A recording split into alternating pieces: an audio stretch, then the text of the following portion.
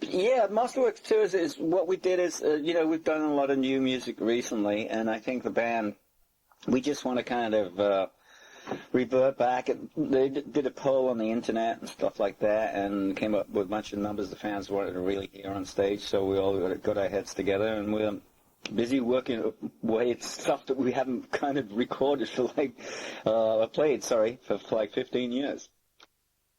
Basically, they're going to hear things from Topographic and Relaya.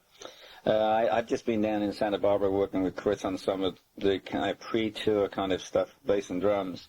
And we've been rehearsing Gates of Delirium, Ritual, and some really interesting stuff. It's going to be a good show. No, it's great having a core base of fans like that because, Yes is a band that never had any rules, basically. And they, even to record companies, they said, well, this is the kind of music we're going to play. And the record companies, said, okay, can't we make a single out of this? And, they put that kind of thing together. But basically, we just played the music we wanted to play. And luckily it was successful for us. But there's a lot of very adventurous pieces of music, a lot of very adventurous kind of drumming and bass playing in some of that early stuff and also in the later stuff. But we were listening back to some of this stuff and rehearsing it with Chris, we looking at each other go, we were absolutely nuts to try and do this at that time. But it's a good thing to do. I think this tour is going to be good that's coming up because we're going to be re-portraying a lot of that stuff. So we're looking forward to it. Well, Bill Bruford's a great drummer, and I think at the time when I joined the band, he wanted to move on, and obviously to King Crimson and stuff like that. So I took that input of what he did, but I think the band wanted to get a more heavily based kind of rhythm section together, and I provided that, but also I'd been working with my own band that kind of played that kind of stuff, but also we were interested in a lot of complex rhythms.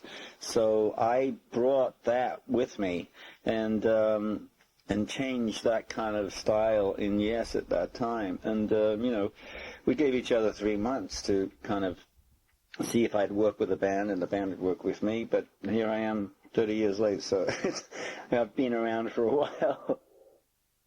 Not really, because every period's been like a page in the book of your life, when you've spent so much time with one band and with the same people playing most of the time, in and out. So it's like, I don't think so. I just relate certain periods to what we were going through all as a group together. Yeah, Relaya was a great period of time. We were all recording at Chris's house, and we were coming up with some very crazy ideas, which we're trying to sort out right now, because there's some things we were doing that were absolutely crazy. But it's like everybody was interested in one main goal, is that Yes was a band that kind of wanted to move forward all the time and basically create new music for people to listen to. And that's basically what it does now. I think it was very adventurous for its time to try and do things like Sound Chaser and Gates of Delirium.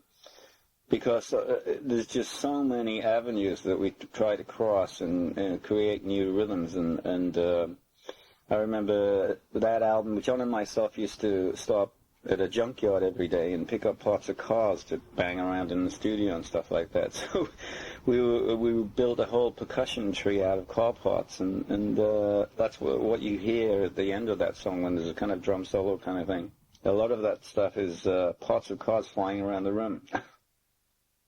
Well, that was a Roger Dean cover, and famous cover with the snake, and he was really a sixth member of the band for a lot of years, and I basically think he contributed a lot to the mysticism of some of the music we were creating, because you had that visual image as well. So I thought it was a great cover for its time.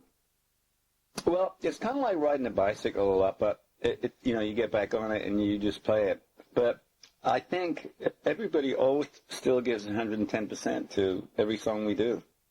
And I think that's what matters. Nobody, just like coasts along. It's like everybody is really intense and plays the song as best they can every time they play it.